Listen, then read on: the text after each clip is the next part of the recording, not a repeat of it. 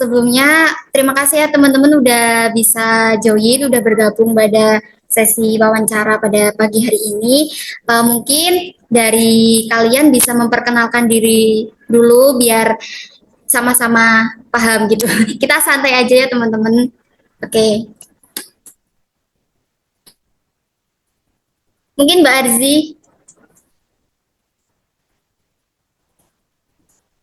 Halo, Assalamualaikum. Selamat pagi teman-teman dan selamat pagi Ibu. Perkenalkan nama saya Arzi Kurnia Holifah. Saya mahasiswa PBSI Unisula semester 5 dan saya asalnya dari Magelang Ibu. Ya, Terima kasih. Selamat pagi Ibu Iza dan Iya, Arzi. selamat pagi. Sebelumnya perkenalkan Ibu. Saya Arya Kapresti dari mahasiswa Pendidikan Bahasa Sastra Indonesia, temannya Mbak Iza semester 5 dari Pati. Terima kasih. Oke, sebelumnya kami juga mohon maaf Ibu karena dalam sesi observasi karena terkendala oleh jarak ya. Ada yang di Magelang, di Pati, dan saya di Demak, jadi hanya saya yang bisa melakukan observasi secara langsung. Nah, jadi mungkin Ibu Aulia bisa memperkenalkan diri sama sedikit berapa lama Ibu maksudnya di SMP ini. baik, bismillah. Assalamualaikum warahmatullahi wabarakatuh. Selamat pagi. Waalaikumsalam. Ya, selamat Selamat pagi, pagi. Bu. Salam sehat selalu. Saya Ibu Lulu Aulia, mengajar Bahasa Indonesia di SMP Negeri 2 Karangtengah Demak. Saya di SMP Negeri 2 Karangtengah ini sudah dari tahun 2010 sampai tahun 2022 kemarin itu baru mendapatkan SK PPPK. Ya, terima kasih. Oke, mungkin teman-teman ini langsung tak mulai saja ya dari pertanyaan pertama itu sebelumnya saya ingin memberitahu dulu kepada Ibu Aulia dan teman-teman karena kami ini ditugaskan dalam salah satu mata kuliah pembelajaran perancangan pembelajaran bahasa Indonesia yang dimana salah satunya itu kita ditugaskan untuk melakukan observasi dan mewawancarai secara langsung kepada salah satu pendidik yang sudah mengaku kurikulum Merdeka. Nah, mungkin langsung aja ya Ibu, ini kan kurikulum Merdeka ini kan baru, kurikulum yang diterapkan baru di Indonesia begitu. Nah, mungkin Ibu bisa dijabarkan sedikit mengenai bagaimana implementasi kurikulum Merdeka yang diterapkan di SMP Negeri Karangtengah ini, terutama eh, pada kelas yang Ibu ampu. Baik, terima kasih. Untuk kurikulum Merdeka, memang kurikulum baru yang sebelumnya adalah kurikulum 2013. Penekanannya di sini untuk kurikulum Merdeka itu siswa lebih terkonsentrasi pada pendidikan moral dan karakter dibandingkan dulu di kurikulum 2013. Kalau 2013 itu siswa lebih ke bidang akademik, gitu.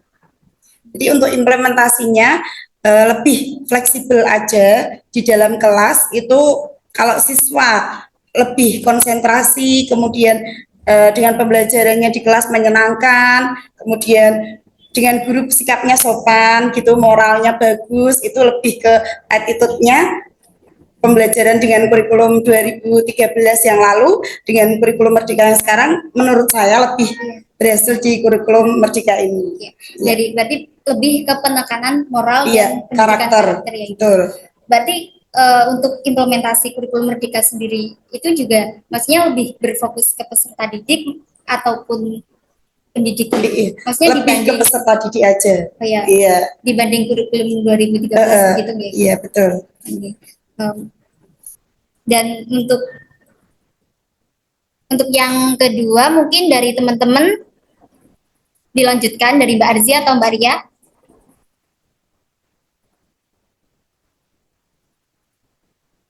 Halo teman-teman, dengar suara saya?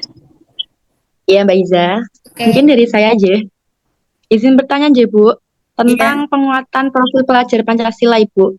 Nah, bagaimana penguatan profil pelajar Pancasila di kelas 8, terutama yang itu, Bahasa Indonesia, Ibu? Terima kasih. Ya, untuk penguatan profil pelajar Pancasila itu masuk ke P5, ada pembelajaran proyek di situ. Jadi tidak hanya pembelajaran tentang akademik, tetapi lebih ke penekanan proyek. Jadi untuk siswa lebih belajar berkolaborasi, kemudian berkomunikasi secara bersama, seperti itu. Jadi tidak penekanannya pada akademiknya enggak, tapi pada pekerjaan proyek tersebut agar berhasil dengan baik. Ya, begitu. Oke, terima kasih pertanyaannya untuk Mbak Ria. Mungkin Ibu kan tadi mengatakan bahwa penguatan profil pelajar Pancasila terutama di kelas 8 itu kan tentang proyek. Mungkin bisa sebutkan salah satu proyek yang maksudnya sudah diterapkan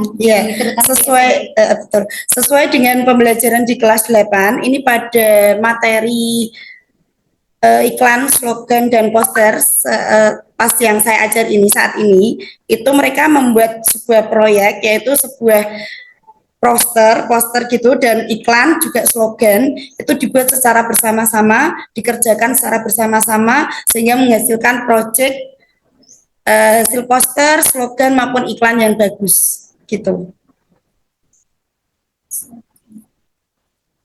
Itu kan untuk ini masih tentang pertanyaan yang kedua ya, Bu. Itu untuk proyek yang terutama diampu oleh Ibu kelas 8. Nah, untuk penguatan profil pelajar Pancasila tersendiri, maksudnya ada nggak kegiatan tertentu yang ada di SMP Negeri 2? Iya, kebetulan di SMP Negeri 2 Karangtengah ini dihadiri oleh Mbak-mbak dan Mas mahasiswa dari Merdeka Mengajar ya Mbak ya. Itu kemarin ya kampus mengajar, kemarin sudah bagus sekali, ada kegiatan proyek profil pelajar Pancasila itu ya Mbak ya. Itu dengan berbagai kegiatan yang positif, diantaranya ada senam bersama, itu sesuai dengan bangunlah jiwa dan raganya, kemudian ada pemilahan sampah itu ya. Pemilahan sampah juga itu bagus, gerakan sekolah pemilahan sampah untuk sampah organik dan anorganik itu dibedakan agar sesuai dengan tempatnya gitu. Ya, sekedar informasi juga kemarin waktu penguatan pelajar Pancasila juga di SMP Negeri 2 Karangtengah juga sudah menyelenggarakan selama 1 pekan ya Bu.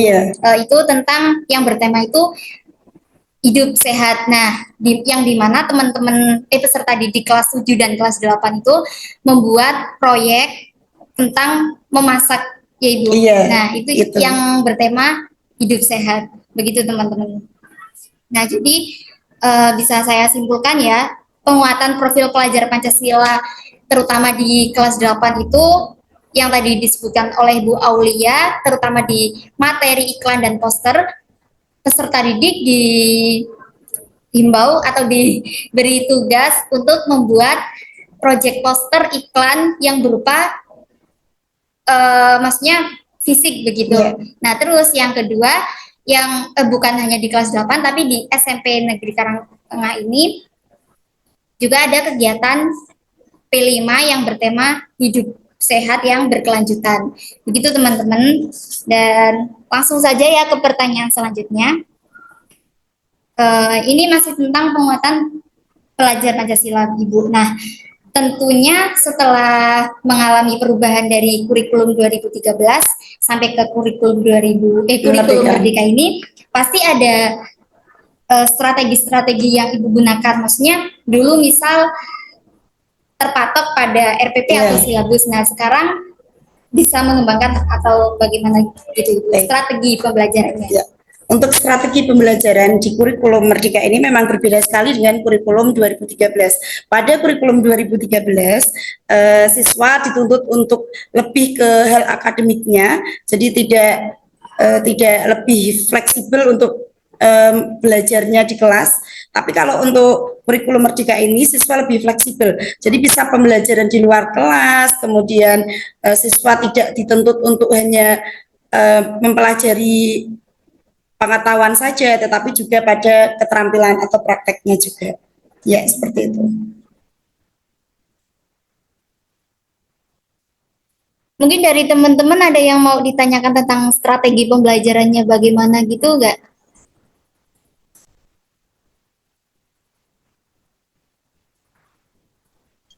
Mungkin Mbak Arzi yang ada ditanyakan, Mbak Arzi.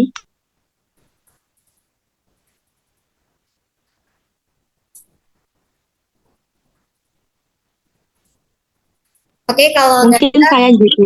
Ya. oh ya, Mungkin saya juga. Mungkin itu Bu, untuk strategi agar siswa monoton atau bosan di dalam kelas itu loh Bu. Bagaimana Ibu menghadapi siswa yang bosan kayak tidak mau belajar, mau membaca, Oke, kayak gitu. iya, iya, Gimana Bu? baik, baik.